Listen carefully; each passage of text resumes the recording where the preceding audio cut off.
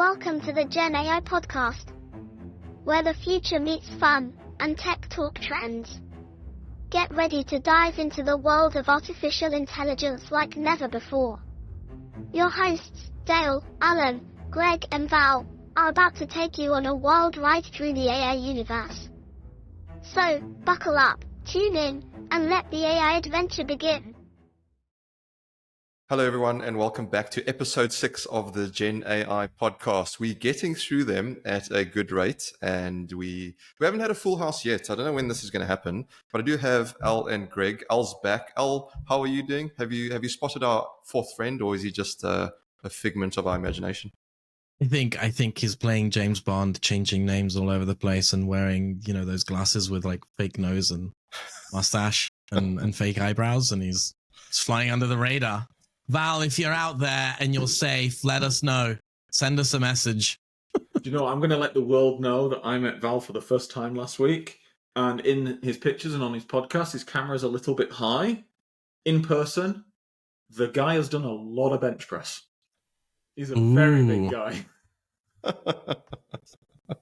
Maybe that's what he's doing now. He's like doing like 4,000 push-ups. He didn't do his bench press for the morning.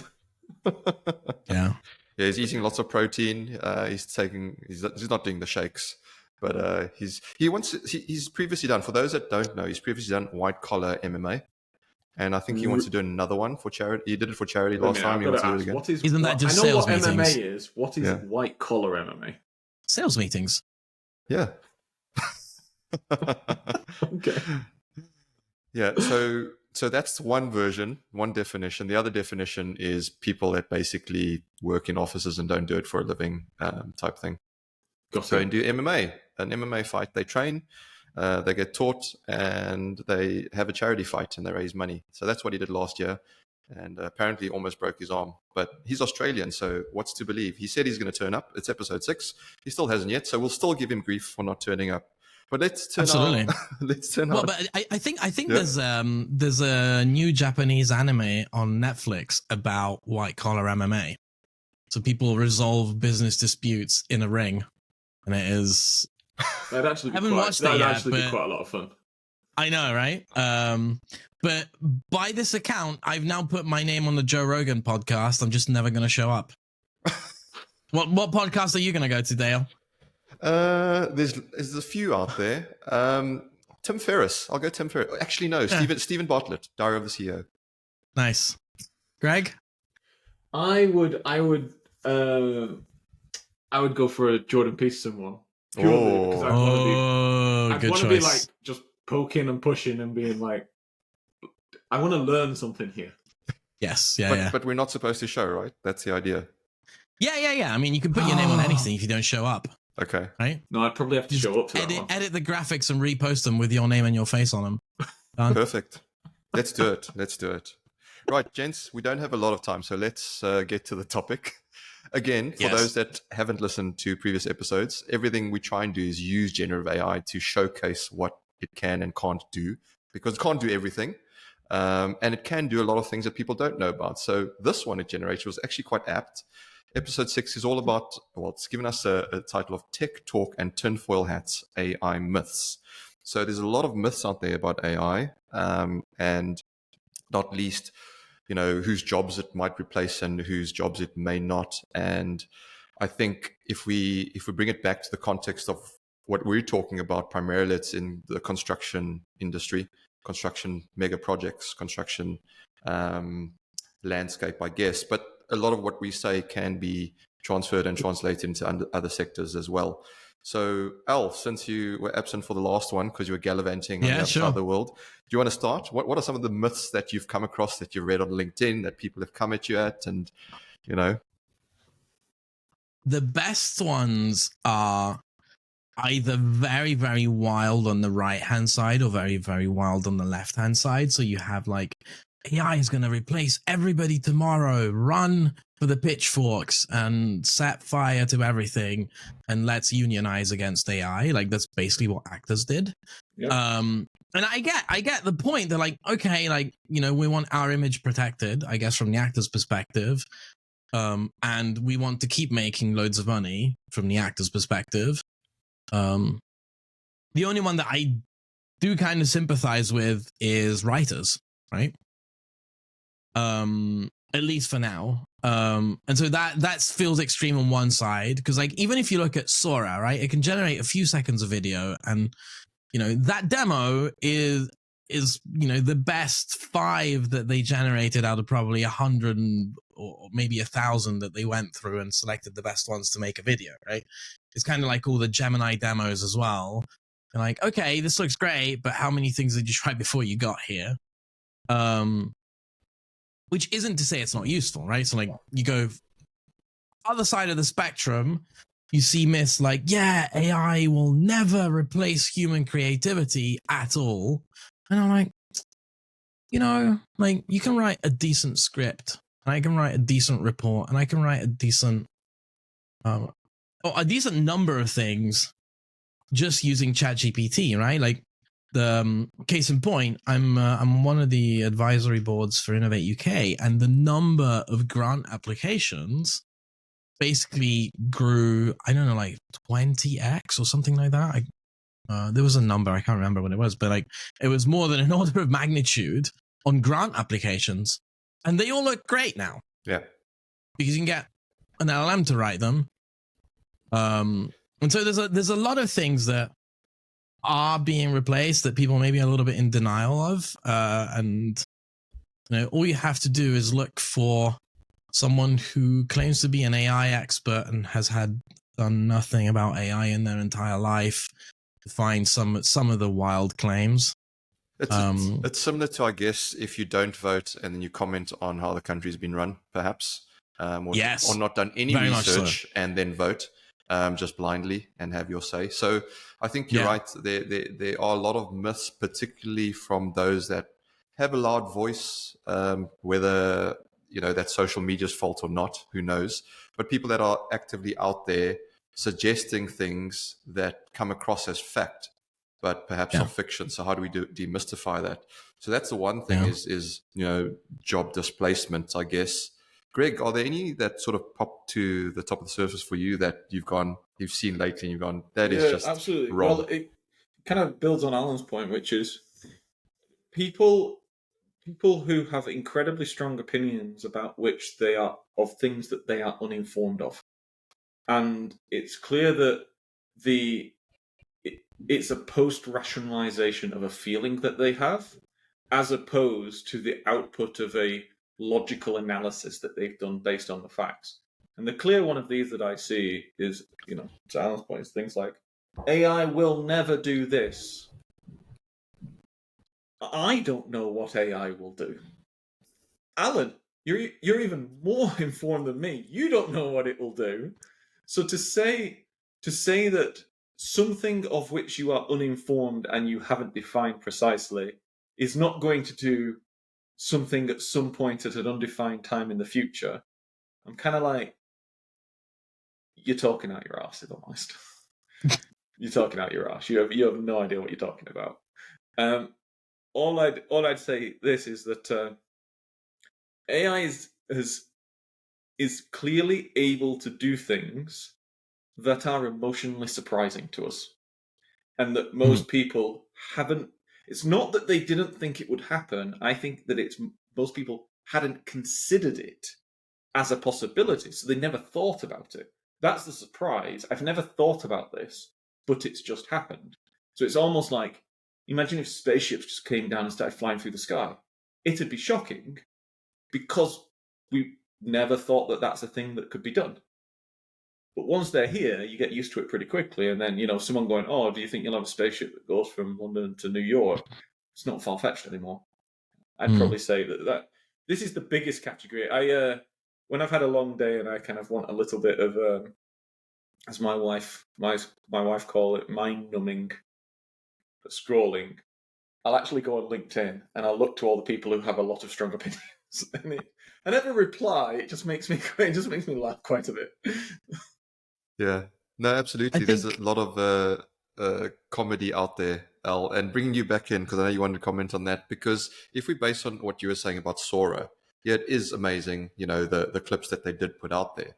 And maybe it is the beginning, but they do, I mean, based on that, it'll only get better, and who knows where it'll lead. And I think where we are now, current status, and challenge me and correct me if I'm wrong, chaps, because we got feedback on the last episode that Greg and I agreed too much. So let's have a bit of discourse and debate here. I think where we are now with AI, it gives you outcomes with more accuracy. It can predict what may happen, but it isn't at a stage where it predicts what will happen. So that's sort of, I'm going to put that out there. No, humans aren't either. But I mean, if we just talk about AI and we try and look for the crystal ball, right? And say that, if we're busting myths, right? Yeah. There are certain people that think AI can predict what will happen. And yeah. I like the way of thinking. So there's a YouTube channel. I would advise anyone who's even mildly interested in actually learning things about AI and how machine learning works. It's called 2-Minute Papers. I think the guy publishes like not a video a day, but a lot. And it's literally a 2-minute video about any new paper that comes out. And his typical sign off is a reflection along the fact that, this is the first paper in this, and look at how good it is. Think at what things are going to look like 3 research papers down the line, right? So if you look at generating images in 2019, when we were using GANs, you had 64 by 64 pixel images that looked terrible, also because they were 64 by 64 pixels. And the generative part was so bad that you had to have a discriminator network on top of it just to have something that looks like a face if you're trying to generate a face. And you had to train a model just to generate specific things, right? You didn't give it a prompt. And that's 3 years. And it's, less than 3 years, right? Like Stable Diffusion is more like 2021. It turned everything on its head because, you are a little bit more than 3, but a number of research papers down the line. And if you ask someone who was working on GANs at the time, how long is it going to take to get to this level of quality? They would have said, oh yeah, it's going to take 5 years, 10 years, right? And that's usually the statement because we forget the fact that there's a lot of investment that's going into research, and what's going to happen 4 research papers down the line, right? So now we've got Gemini with 1 million tokens. That means that you can throw an entire code base in there and ask it to edit the code base directly without having to do anything fancy with retrieval. They're working on a 10 million token model. So what's what's Gemini 3 instead of 1.5? What's GPT-7 going to look like in terms of, when you have, 1 billion tokens of context? What do you do then, right? What's the difference between what we have now? And I think we forget to project forward just because, and I think, there's this saying of any sufficiently advanced technology is indistinguishable from magic. And I think for most of us, in some cases, me included, because I have a little bit of some publications on Stable Diffusion, but it's not really something that I know deeply. Like a lot of these image and video generation look like magic to me, right? So how can you then project forward? This magic is going to get better, and the next version of magic will be able to do these things because it's still magic at this point to anyone who's not clued in. And on many things, I include myself, right? LLM's a little bit less, and traditional ML a lot less, but it is very hard to project forward accurately if you're not thinking about what are the next evolutions of the thing technically. So are we going to use transformers in 5 years' time? I really hope not. There's going to be something else, right? And there are some things that are starting to emerge now to replace transformers too. Sorry, I went on a long rant as usual. No, we love it. We love it. Greg, come on. What are your views? Can you give Al a bit of debate there for the listeners? Give the people what they want. Well, I was trying to think throughout that, like, what do I disagree with? But it's factually based, so do you know what? My feelings don't care about your facts, Alan. Yeah, I mean, like, obviously, like, this is an emotionally difficult journey, right? Well, actually, that was going to be my point, which is there's the fact of what happens, and what I've seen, and including in myself, is that of things that are material to us as individuals, so either to our self-identity or our position within the world, we crave feeling powerful, and feeling powerful means having control of those elements. Here, if it was a fringe thing that didn't impact on people's future lives, people wouldn't care. There are many things that people do not care about right now that arguably they probably should, but people emotionally don't care. But this is something that has impacted people's lives, and therefore they do care. And here's the thing, and here's the kind of the practicality at the heart of it. Unless you are sitting in Silicon Valley and you are one of the executives in the venture capital firms funding these companies, or the actual companies themselves, you have very, very little control over this situation.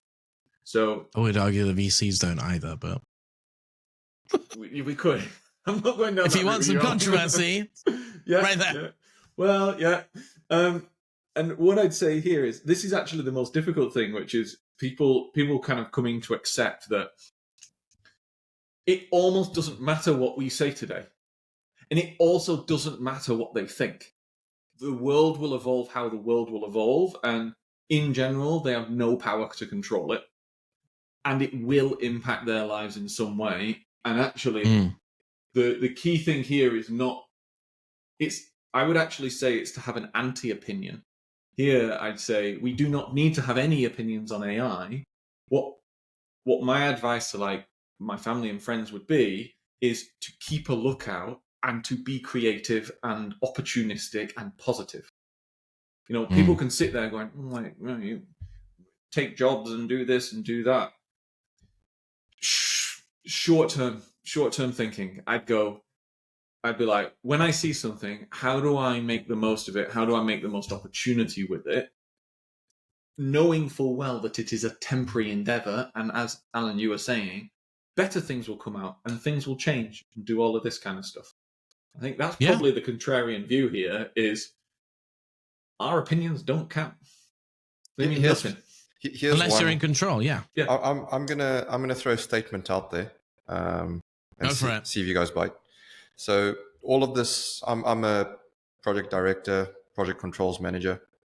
All of this AI and these tools and techs in project management, they're not going to change. They're not going to improve the way we deliver projects.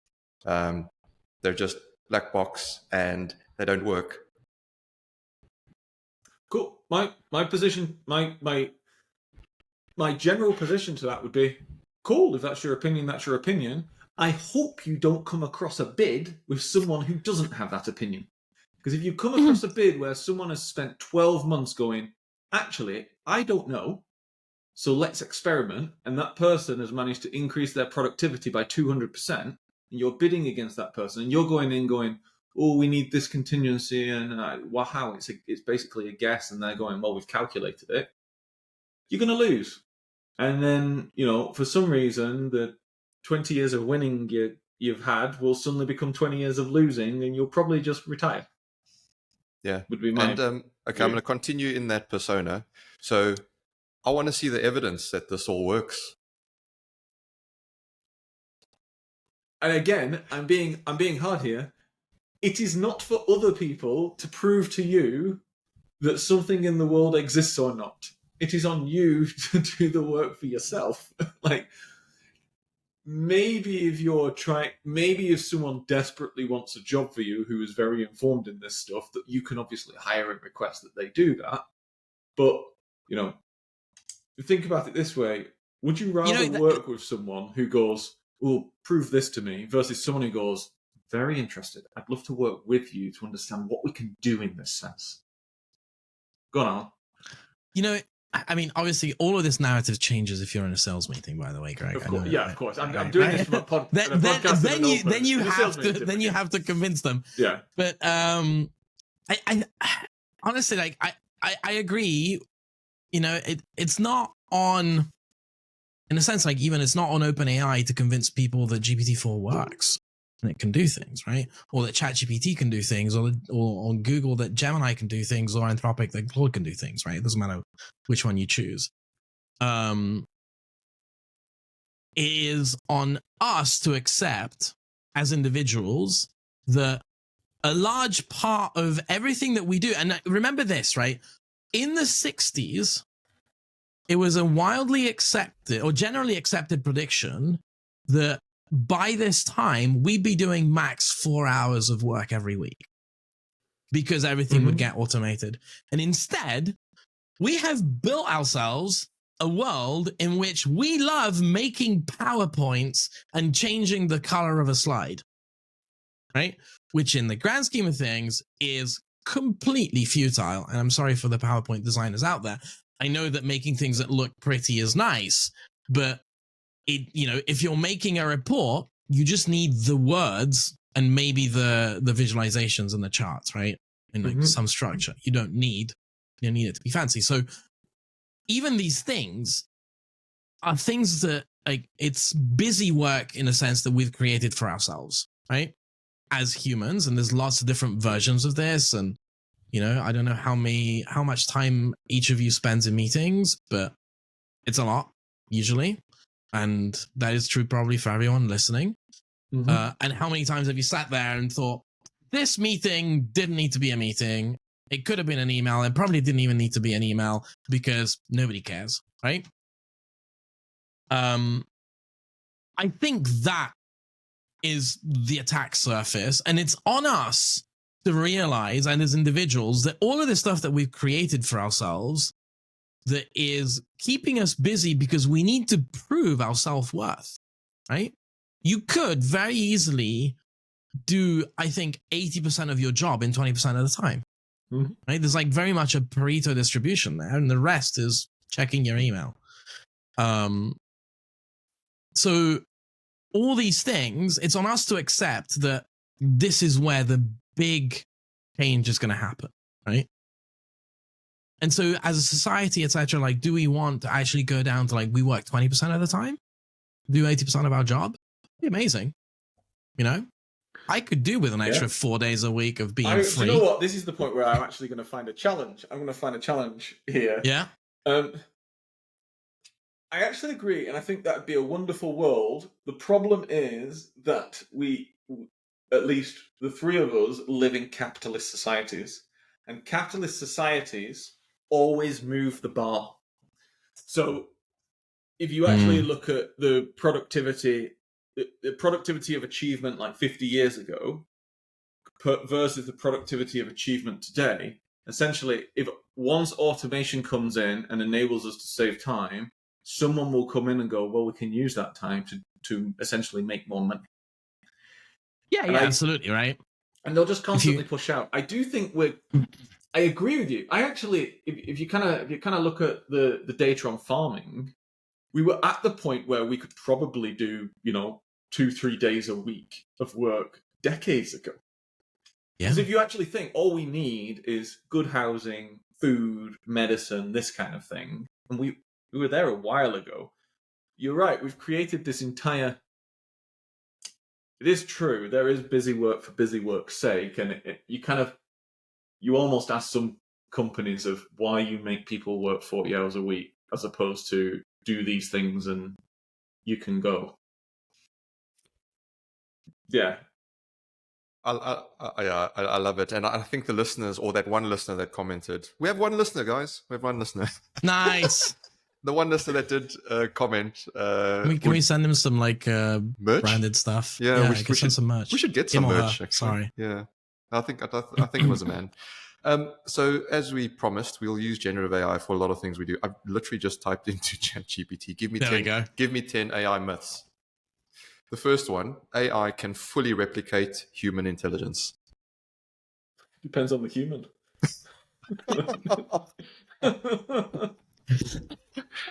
Really? Yes. Like, yeah. There's a couple of people I think are they've had their days numbered, if I'm honest. The other one, which we've covered, AI will lead to massive job losses. And I think we've spoken about this a few times, especially, well, also on previous episodes on this, on the Gen AI podcast. So we won't cover that one again. AI is infallible and unbiased.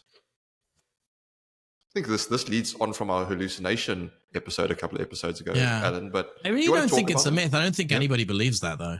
Yeah? Does anybody believe that? I don't know. There might be some people out there. I mean, we did speak previously about the flying spaghetti monster. I'm gonna be a philosopher here. It depends on which ground truth that you're looking through the lens of. Ah. Yeah. Depends on the person coding it. But then again, hallucinations. Well, to Alan's point a couple of episodes ago, to the AI, it's as true can be, because that's the world it believes that it lives in. Sure. So it's its own myth. Yeah, there are that humans, nobody else holds. There are humans who think the Earth is flat. So I will go with some people believe some stuff. Yeah. Fair. Number 4 is AI can fully understand and interpret human emotions. Oh. Again, not true. But how many people actually believe that?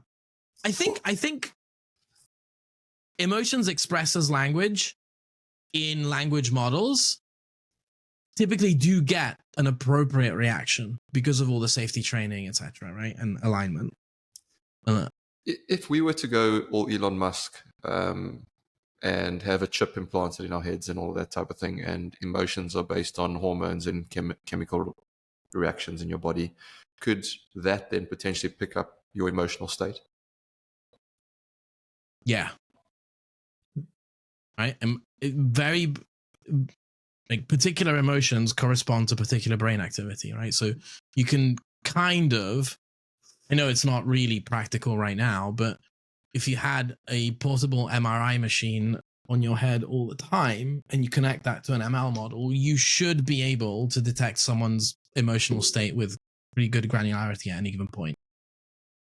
Yeah, there's a difference between can we and should we, right? Can we, should we? Maybe we've digressed a little bit from the myths. I think the key part of the myth there is it is kind of identify and understand, and I think this is one where understand is a sandy loaded beach. word. Yeah, it's a loaded word. It's like you're gonna have to define that for me. Like, does understand mean be able to estimate the hormonal levels within a specific body type, or does it mean predict the action that one is going to take? Or I don't know what that means. Yeah. And then you'd start descending into like creepy surveillance kind of stuff, right? Like, you know, facial detection to detect the emotional state of someone walking into a school. Yeah. That kind of stuff, right? Yeah, exactly. Number 5, AI will eventually surpass human intelligence and become autonomous. Skynet? Anyone? Matrix? Depends what you define as intelligence.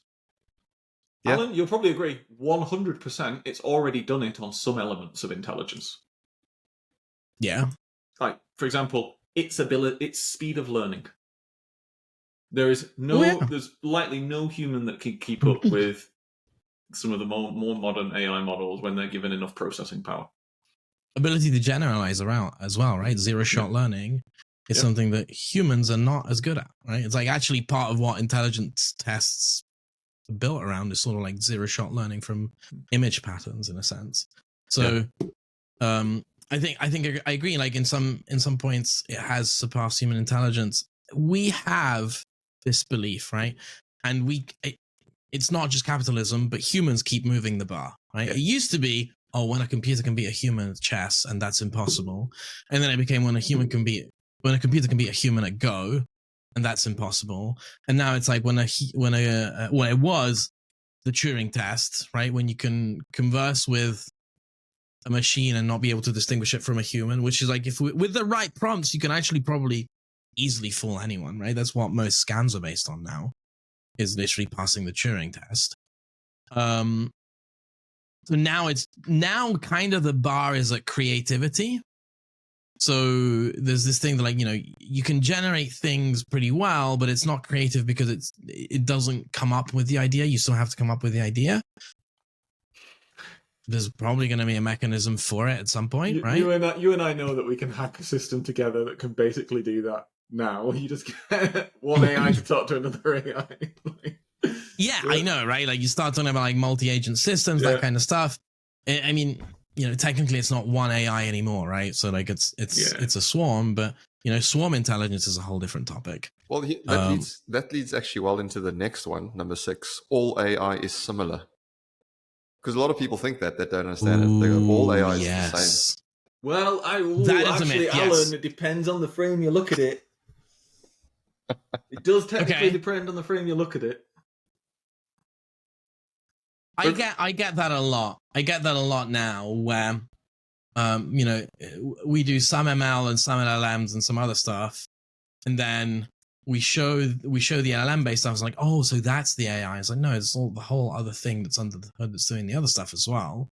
But there's a very strong association now with AI is LLMs.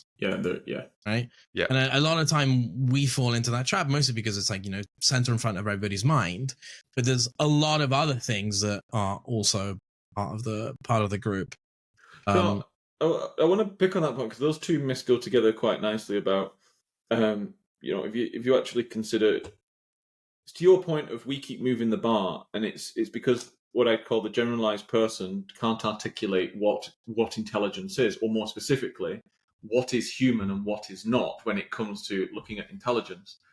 From my experience, it comes down to fit. So the ability to take an input in the real world and then process it and come up with a conclusion and action that in the real world. In some instances, you're doing mathematics. In others, you're trying to dodge lions. In others, you're trying to emotionally read your child. Like, there's very many instances on this. And just like there's many instances that humans can deal with, and actually I think that's the core bit, is the breadth. To your point, Alan, where people started logically and were like, if it can beat chess, if it can beat Go, those are logical, probability-based games. And now it's going into creativity, and they're like, oh, well, that's a creation. And, it's actually about the spectrum of activities that it can surpass. And this is obviously where you get into IQ, EQ, AQ, all of those. But to this point about all AI being the same, well, actually, I then ask the question, mentally, are all humans the same? Theoretically, unless something's gone wrong, we've got the same ability to develop the machinery to address the same challenges in the natural world. Some better than others on specific elements. Some people are better at maths. Some people are better at reading people. But my question here would be, is the definition of human the general ability to deal with the spectrum? And therefore, is the definition of AI eventually going to be the general ability to deal with the spectrum? Yeah, I honestly, like, AI would be the same in this definition. There's at least 50-year-old, actually probably more 100 years old now, maybe even longer,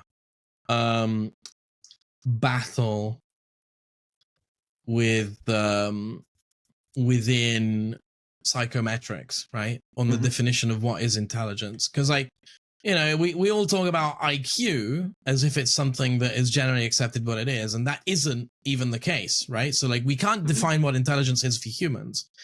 Like, the standard general accepted idea in the Western world is that you do a Cattell 3B test and you score in a percentile, and so if you're above a certain percentile, you get to join certain societies. But, like, that's one measure, and we could probably build models that smash that, right?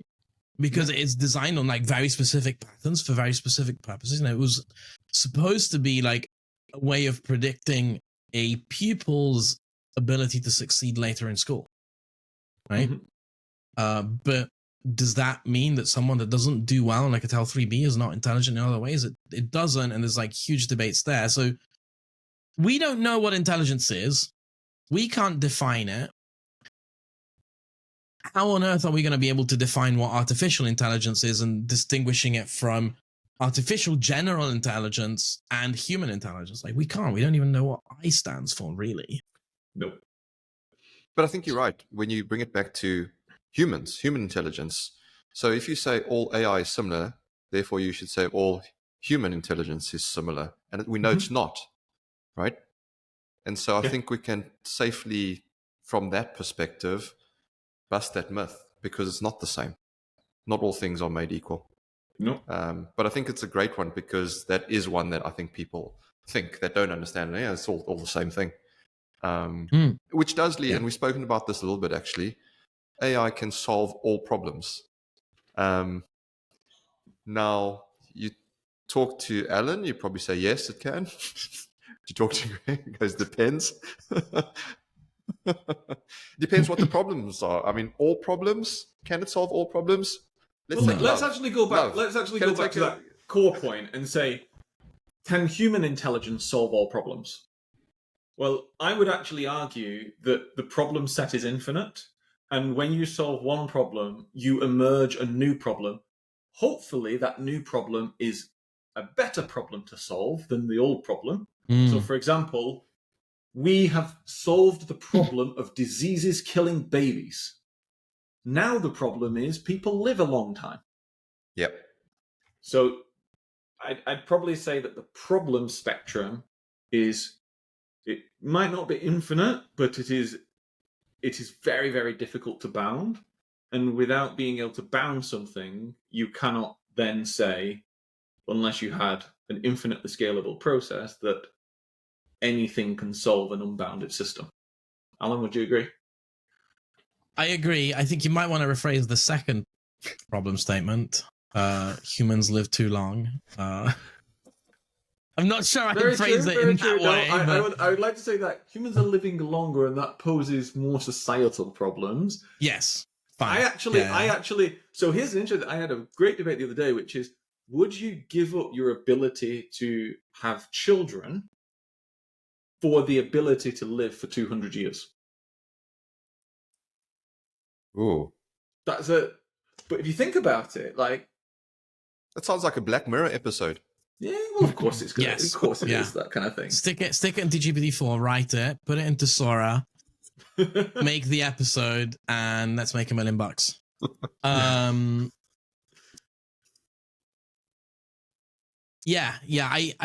I think I can come up with two problems, one very small and one very large, that AI will never be able to solve. Not directly, right? One is, I have a cold right now, I hate it, right? Sure, like, drug discovery with AI is a thing, but it can't solve the problem that I have a cold right now. Yeah. It can solve the problem that you hate it. It can deliver some very happy drugs into your arm. Maybe, yeah. True, right? The one that nobody can solve, there's no amount of intelligence that can solve this one, is the heat death of the universe. That is very true, actually. Unless it can figure out the creation of energy from expansion, and then be able to solidify that to a point. It's a reignite, right? Like, I mean, there's sure. Yeah, I think you're right. I think you have to break physics first. The progression of entropy, that is just a law. No one. Yeah, that is right. Yep. We see that as a problem because it implies that people die and planets and solar systems end, and eventually everything will end, and someone will stop the simulation and eject the DVD or something. I don't know. I'd actually really love for AI or just someone. This is now getting off. For the people listening, I'm actually a physicist. Like, I studied cosmology. That's actually my passion. I would love for it just to tell me what dark energy is. Like, it's this weird property that, I'm going to break some rules here and overgeneralize, but it's this weird property that allows for concentration at low distances, which is essentially gravity, but creates expansion at large distances. And by the way, infinite creation of energy and matter, it breaks all the conservation laws. Don't know what it is. No one can tell me. And actually, we don't know. So Yeah. maybe some AI that can think more I'll deeply. I'll generalize your statement there, which is one of the current tests of like, AI can't do this is write original research papers that make sense. Yeah. Right? There's a lot of money being invested in it because it's going to be very useful if all of a sudden you can have language models write papers that then prove to be true, and we make discoveries like that, right? That's also kind of like part of physics discovery, the first major physics discovery, the first Nobel Prize that goes to an AI. That will be a moment where I'll be like, this is peak humanity. We've genuinely created something that has figured something out about the universe that we didn't know. Yeah. Yeah. I can see that happening. I don't see that being too far away. Well, can I bring us back down to earth? Sorry. No, it's great. I love it. But here's the other one that I'll throw into the mix. Love. What kind of human love? emotion? Like love. Like, can it solve that? The Greeks have 4 different words for love. You're going to have to define it more precisely. Okay, let's take it on a partner level, right?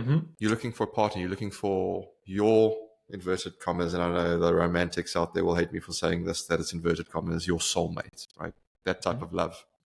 Can AI solve that? I don't think so. I mean, is it a problem to solve?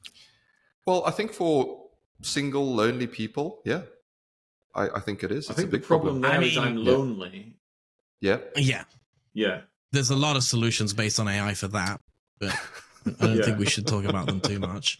Well, Greg mentioned them on a few episodes back, right? Yeah, exactly. I would actually argue, Dale, that do you think that the matching algorithms on some of the what I would call the more detailed dating sites are not good predictors of the outcome that they want to achieve? So I don't know, because I haven't looked at the data and I've never tried them. So I don't know the answer to that. I know a lot of people that are actually married today that have met on dating sites and others. But I also know a lot that it hasn't worked out and they were perfect matches. So I think it's a mixed bag based on the small sample of evidence I have. But I don't know the stats on that. I think I think the technology is a good way of meeting people. Do I think that the outcomes are the desired effect to solve the problem? I don't think it's a complete 100% yes or 100% no.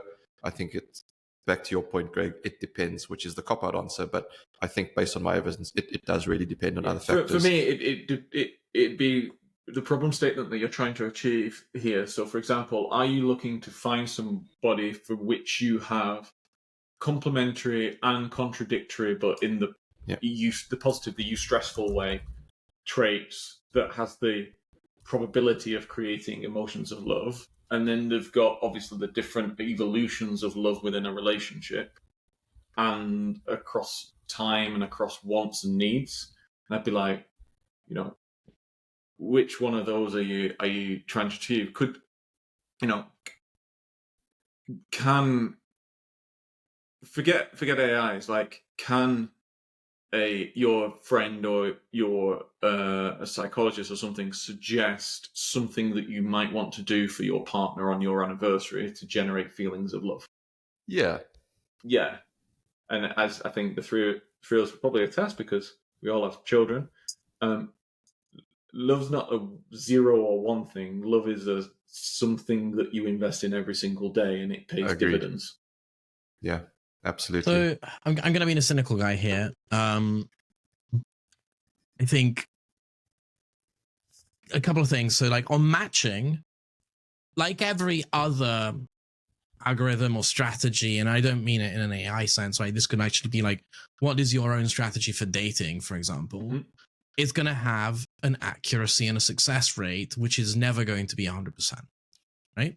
And it's never going to be 100% because it doesn't matter how good your prediction is. There's always going to be a certain, very large actually, because we're talking about humans and human interactions, a very large amount of randomness, right? So I'm taking like a very pragmatic, cynical view here because what we know about feelings of love and actually like general emotions towards people, they're all based on certain distribution of neurotransmitters and patterns that repeat over time. So the more oxytocin you produce with someone, it's like The Sims back in the day was not that far off. We had like the little plus symbols and you get more and more attached, right? The more oxytocin you produce when in proximity or interacting with someone, the more you like them, right?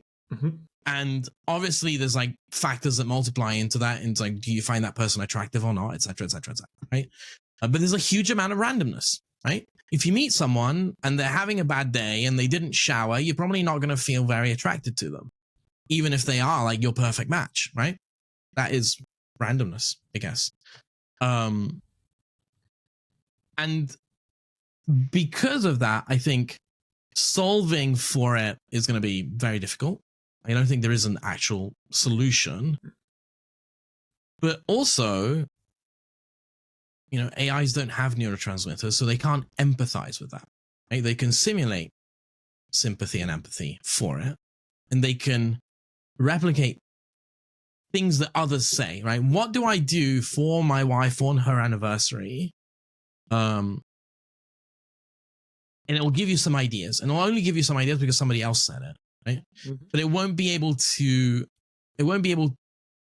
know how your wife operates and simulate how her neurotransmitter is going to work unless, you know, someone programs it in, and like then we get into like very creepy areas, but you still have a huge amount of randomness, right? Is she having a bad day? She's probably not going to like it. Or did she have some past experience with the thing that you bought her? Like maybe you're like, oh, I'm going to buy roses. Turns out that roses remind her of like some traumatic thing that happened in the past that she never told you about. Yeah, exactly. Right? And you fucked up. Exactly.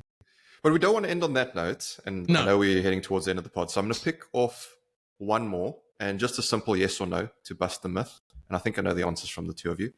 But number 10 on the list was implementing AI is always expensive and complex. Yes or no?